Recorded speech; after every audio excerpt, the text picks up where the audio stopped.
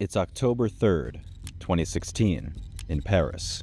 At 2:30 a.m., 5 men wearing fake police uniforms and ski masks rush into a hotel. One of them points a gun at the right concierge. He then screams something in French. Elle est où, la meuf du rappeur? Where is the rapper's wife? Terrified, the concierge leads them to the apartment. Behind the door, Kim Kardashian is alone, lying on her bed wearing just a robe. She's scrolling through her phone, just minutes away from falling asleep. She has no idea that from the exact moment the concierge opens the door, she is about to live through the most terrifying minutes of her life. It's September 28th, 2016. Above the Atlantic, a private jet slices through the sky, heading straight for Paris. Inside, Kim Kardashian, with her personal assistant and her bodyguard. Her husband at the time, Kanye West, isn't with her, since he's in the middle of his St. Pablo tour, performing across the US. Kim couldn't wait for Kanye to finish the tour. Fashion Week was just around the corner, and the entire city was waiting for her. At 10:40 a.m., she arrived at Paris-Le Bourget Airport, a few miles outside of the city. Soon, she will be joined by her sisters Courtney and Kendall, who are flying in separately. For Kim, Paris had become more than just a city. It was her escape. But still, she made sure her millions of followers saw it all. That week, she was everywhere. She attended Givenchy, sat front row at Off-White, and was photographed arriving at Azzedine Alaya's private dinner. Each appearance made headlines. Cameras followed her from show to show, and fans watched her movements like episodes of a live show. It was life some people could only dream of, and Kim was living it in front of the world. But all that sharing came with a cost. It had already begun on her very first day in Paris when a well-known prankster named Vitaly ran up and tried to grab her. To his followers, it was just a prank. But to Kim, it wasn't funny. It was a warning she didn't see at the time, a sign of how easily strangers could get close. Still, she kept posting, day and night. Even in her private suite in Hotel de Portales, the camera never really turned off. The hotel is known in celebrity circles as the No Address Hotel, a hidden luxury residence shielded behind heavy black gates in one of the most exclusive corners of central Paris, just minutes from the Champs-Élysées. And to make it feel even more private, there wasn't even a lobby, just a narrow alley, a keypad, and a concierge at the desk. It was perfect for famous people who wanted to stay hidden. Beyoncé, Madonna, Leonardo DiCaprio, they'd all stayed there before.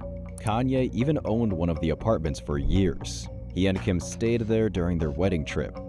The building itself is a 19th century Paris mansion once owned by royalty, so it used to be a private house.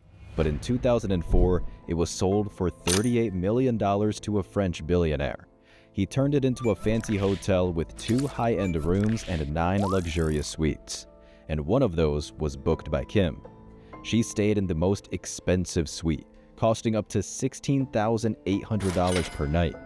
It was luxurious, with thin walls, a place designed for privacy. But that also meant minimal staff, no cameras in the hallways, and no real protection once you were inside.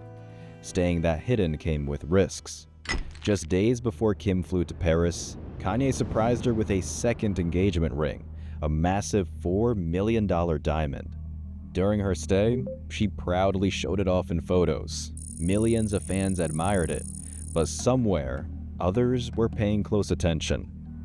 Across Paris, a few of them immediately recognized the opportunity. They didn't see a celebrity, they saw a target. That's when they made the plan. It's a few days before Fashion Week. Inside a quiet Parisian bar, hidden from the noise of the city, a small group of men sits together. Although the Fashion Week is their main talking subject, they're not here to talk fashion. Their lives run on different rules, far from catwalks and flashing cameras. These men weren't from rich areas. They came from the banlieues, where reputation is the main currency. Most tourists never see this side of Paris, but in these neighborhoods, a different kind of network thrived. These men weren't stylists or celebrities. They were criminals, and they were planning something for Fashion Week. But this wouldn't be just another robbery, because this job would require more than brute force. It would need information. So after digging online, they found their target, Kanye's wife. That's how they knew her, not as a celebrity, but as the woman married to a man they recognized. They watched Kim's posts and mapped her movements. They confirmed she had no bodyguard on certain nights. They studied the hotel layout, the street, the police patrol timing. They prepared everything, down to the last detail. Police vests to command authority, fake badges to look official, and a handgun to make people obey. Just enough fear to keep things quiet. By the night of October 2nd, the plan was locked. The 5 men entered the hotel. 2 waited down by the entrance courtyard, 2 headed upstairs, and 1 outside on the lookout. Each had a role. No one spoke more than they had to, and just after 2:30 a.m., they stood in front of the apartment door. No alarms, no resistance, just a quiet hallway, and a woman inside who had no idea what was coming. Till this moment, the night had been quiet, almost peaceful. After the 3 sisters attended a private dinner at the Azadine Alea showroom around 9:45 p.m., Courtney and Kendall continued their night at the nightclub La Arc. Kim went back to the hotel, so she had her bodyguard sent to watch over her siblings while she stayed behind in the suite. Around 1 a.m., she arrived back at the hotel. In her suite, she removed her makeup, took a quick shower, put on a robe, and settled in for the night. The streets outside were silent. The cameras, for once, weren't flashing. But down below, something had already gone terribly wrong. It's when it all changes. At 2:18 a.m., street cameras spotted 3 men cycling toward the hotel, dressed as police officers. Behind them, 2 more approached on foot. By this hour, the hotel's main door was locked, so to get in, you needed a code, or someone inside had to buzz you in. When the group of 5 stood at the door, the concierge opened it without hesitation, thinking they were police.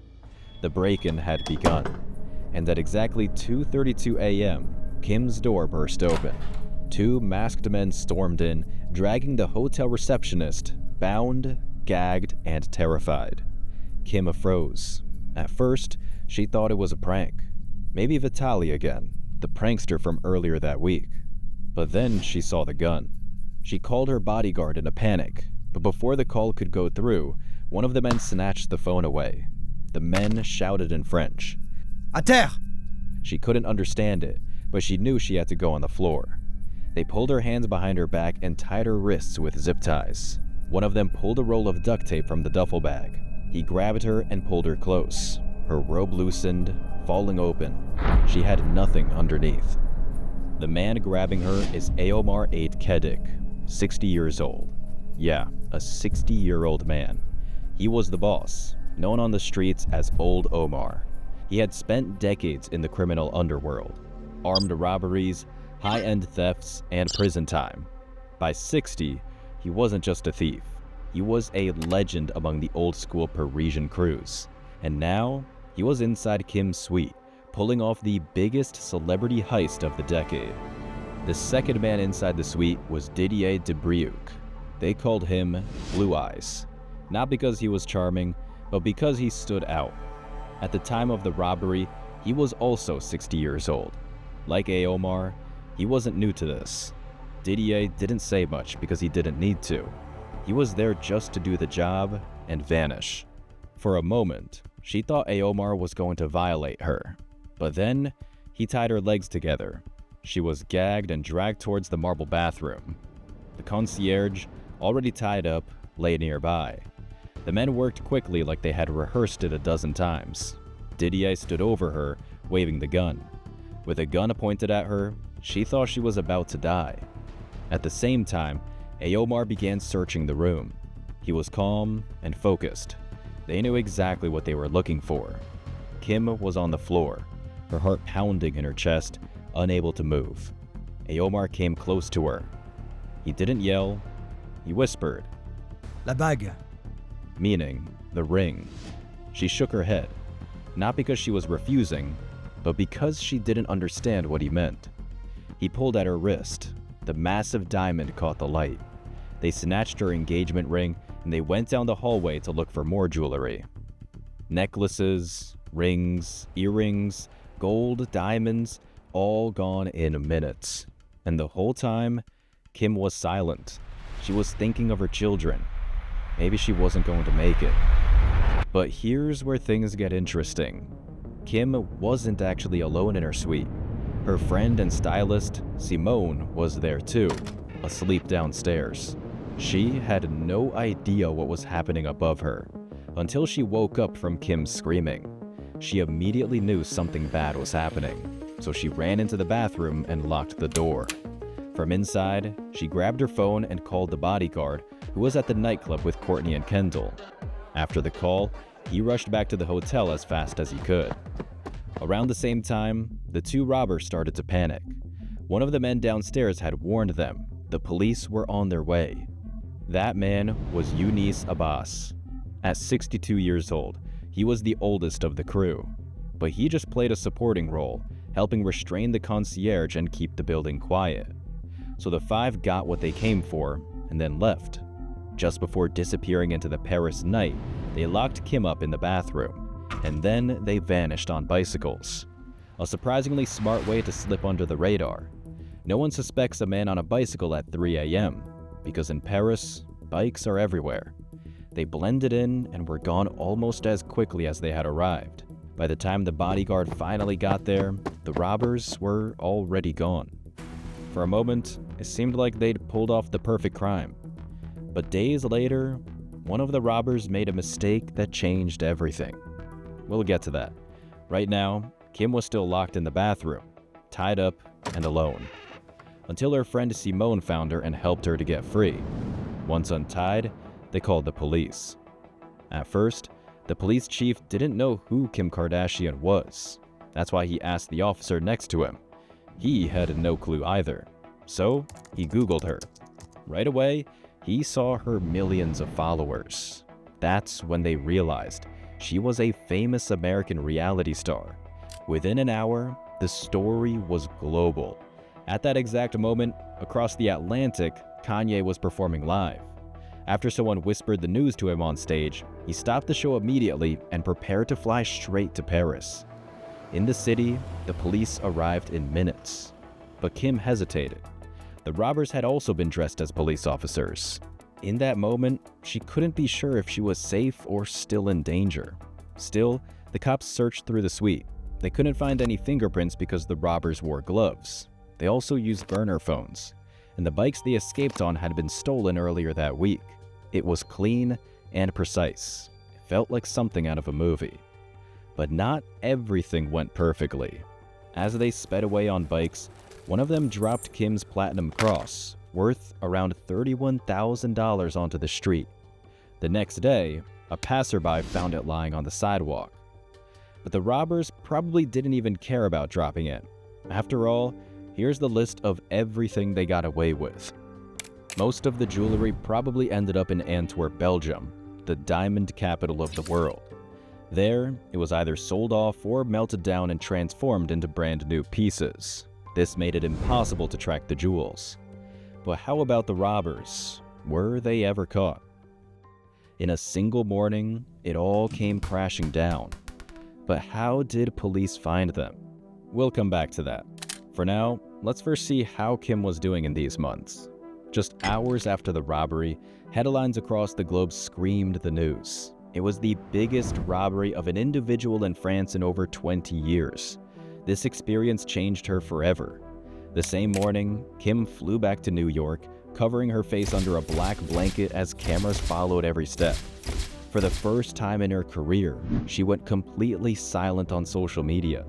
Friends said she barely spoke. She just stayed at home with her kids. But while Kim tried to heal, French police were closing in on the men who turned her world upside down.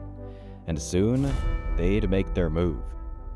In the first weeks, the trail was cold. Paris police had almost nothing. No fingerprints, no clear security footage, no reliable witnesses.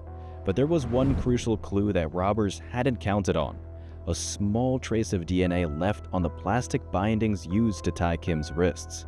But there was no match. At least, not yet. French police knew this wasn't the work of amateurs. The plan was too sharp, too clean. But slowly, they built a map. A perfect puzzle was starting to come together. What eventually followed was a coordinated series of raids across Paris. It's 6 a.m., January 9th, 2017, 3 months after the heist.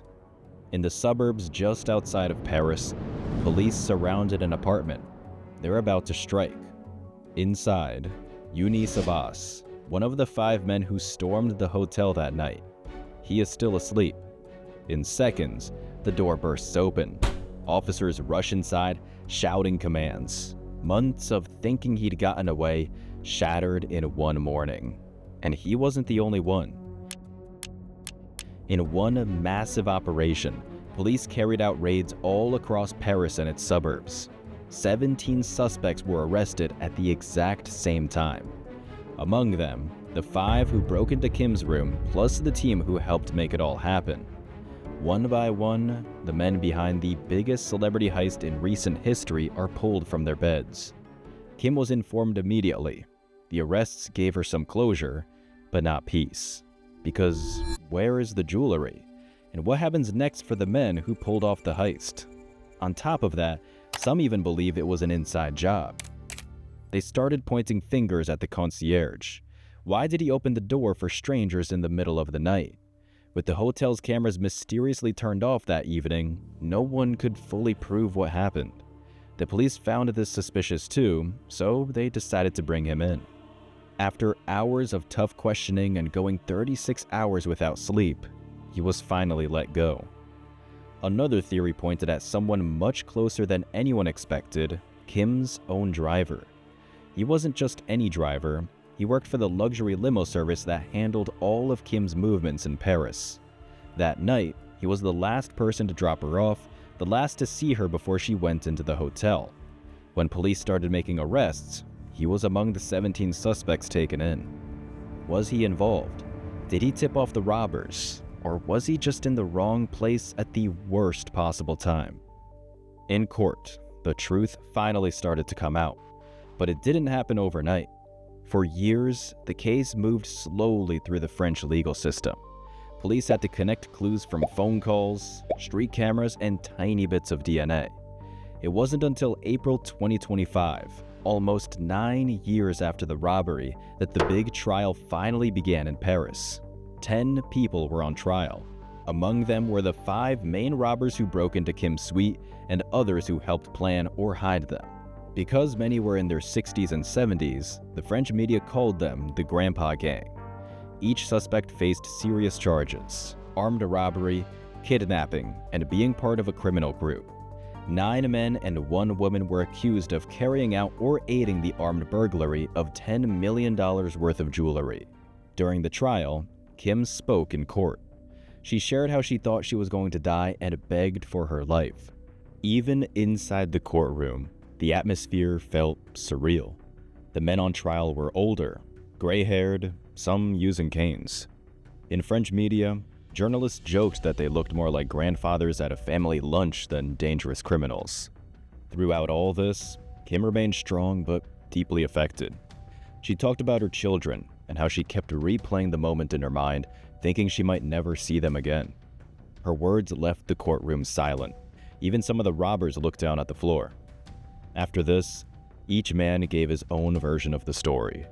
Some tried to act like they were small players who only did small tasks. Others completely denied any involvement, hoping to distance themselves from the violence. But evidence spoke louder. Wiretapped phone calls revealed them plotting how to move and sell the jewels. Nearby street cameras caught them cycling away into the night. And most crucial of all, DNA from the zip ties directly tied both Aomar and Younis to the crime. With that evidence, they had no choice but to confess. Aomar, the man believed to be the leader, even wrote Kim a letter during the trial to say sorry. But for Kim, it didn't help much, because the fear would stay with her forever. In May 2025, the final decision came. 8 of the 10 were found guilty. The 5 main robbers got the heaviest sentences. Old Aomar, who is now deaf, was sentenced to 8 years in prison on Friday. The others got between 3 and 8 years. But in France, they could avoid going to prison if they stay out of trouble for a certain number of years, something that shocked many people. The trial closed one chapter, but many questions still hang in the air, like where did the rest of the jewels go? That's something we still don't know to this day, since almost none of the stolen jewelry was ever found. So Kim's famous $4 million diamond ring is still missing. In the end, this heist wasn't just about money or jewels. It was a wake-up call about the real price of fame. It showed how a single social media post can turn a superstar into a target overnight. For Kim, it changed everything. She started traveling with stronger security, stopped showing expensive jewelry online, and even took a long break from social media, something no one ever expected from her. It made her rethink every detail of her public life, every post, every appearance. Even today, the experience still haunts her. If you want more stories like this, just click the video on your screen now.